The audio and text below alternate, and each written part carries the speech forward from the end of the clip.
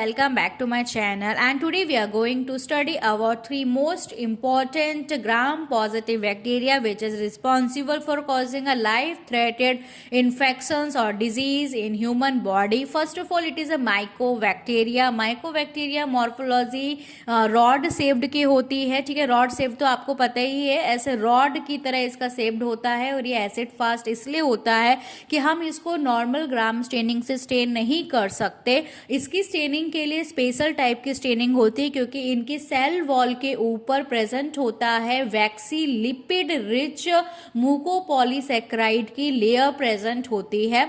Clostridium जो होता है वो ग्राम पॉजिटिव रॉड होती है सेम लाइक दिस, बट इसमें स्पोर प्रेजेंट होता है। क्लॉस्ट्रीडियम के अंदर एंडोस्पोर प्रेजेंट होता है, किसी भी टर्मिनल के एंड पे एंडोस्पोर का प्रेजेंस होता है।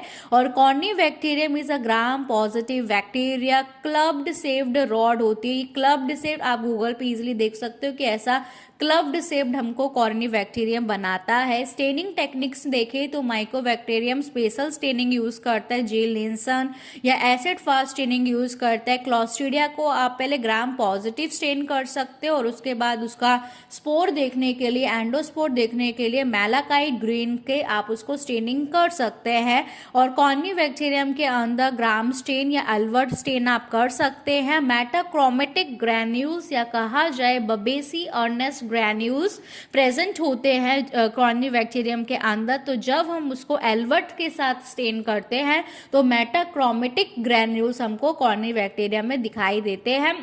माइक्रोबैक्टीरियम एक स्लो ग्रोअर है, स्लो ग्लोइंग करता है और साथ ही में ये एरोबिक बैक्टीरिया होता है। और क्लॉस्ट्रीडियम तो फेमस ही इसलिए because it is a obligate anaerobic bacteria.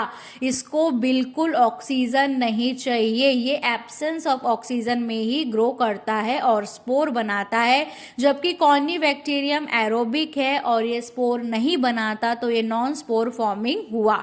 Selective media के लिए माइकोबैक्टीरियम के लिए एल्जे मीडिया यूज होता है, लॉयनस्टेन जेंसन मीडिया यूज होता है, मिडल ब्रुक 7H10 और 7H11 यूज होता है।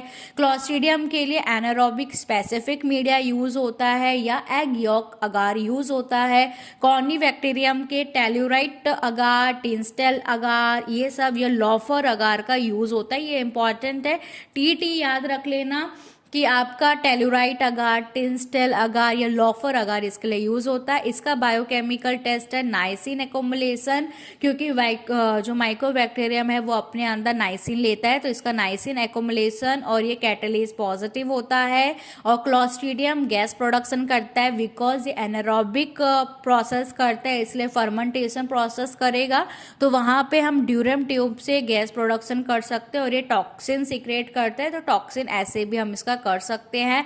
एपीआई कॉर्निया सिस्टम टेस्ट कर सकते हैं या नाइट्रेट रिडक्शन करता है कॉर्नीबैक्टीरियम, तो वो बायोकेमिकल ऐसे हम कर सकते हैं।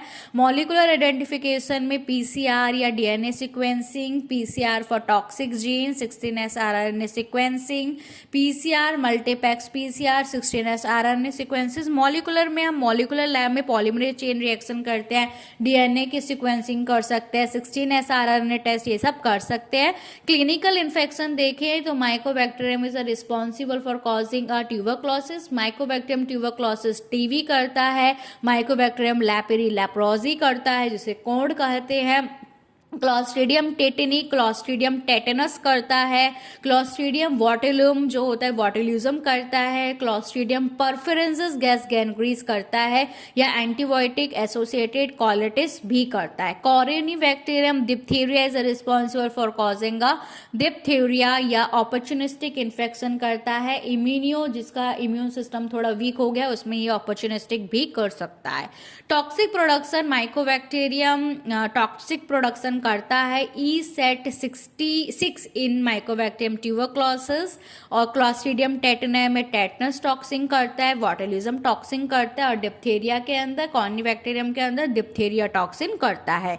माइकोबैक्टीरियम मल्टी बहुत सारे ड्रग्स के लिए रजिस्टर कर चुका है, इसलिए टीवी के ट्रीटमेंट में कॉम्बिनेशंस ऑफ एंटीबायोटिक का यूज किया जाता है। जबकि क्लॉस्ट्रीडियम भी रजिस्टर कर चुका है और कॉर्नीबैक्टीरियम भी काफ़ी सारे जो स्ट्रेन्स हैं इसकी वो एंटीबायोटिक के लिए रजिस्ट हो चुके हैं। रजिस्ट मतलब उस पर असर नहीं पड़ता दवाई का बैक्टीरिया के ऊपर।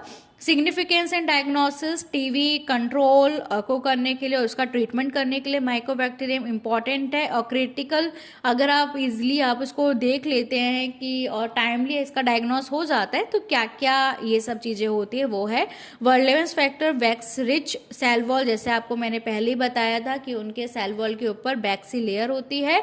और क्लॉस्ट्रीडियम का जो वर्लेंस फैक्टर है मतलब जो जिसकी वजह से वो इन्फेक्शन करते हैं वो टॉक्सिक प्रोडक्शन और वो स्पोर फॉर्मेशन करता है इसलिए। और कॉर्निबैक्टीरियम का डिप्थीरिया टॉक्सिन है, उसके पास पिलाइस और एड्रेसिन तीनों होते हैं। सो माइकोबैक्टीरियम, क्लॉस्ट्रीडियम एंड कॉर्निबैक्टीरिया ये 3 पॉजिटिव बहुत मेडिकली इंपॉर्टेंट बैक्टीरिया हैं जो रिस्पॉन्सिबल है for causing a TV, leprosy, tetanus, botulism और डिप्थीरिया। Okay, thank you.